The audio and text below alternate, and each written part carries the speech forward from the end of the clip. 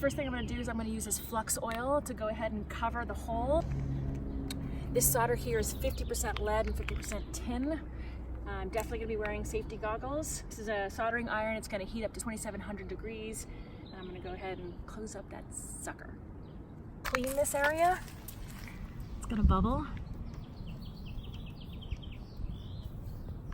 From the water, turn green.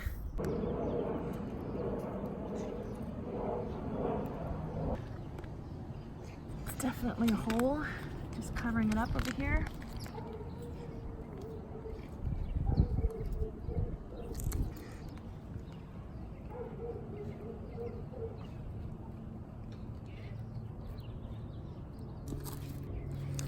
I'm going to use this flux oil because that has good high conductivity for the solder.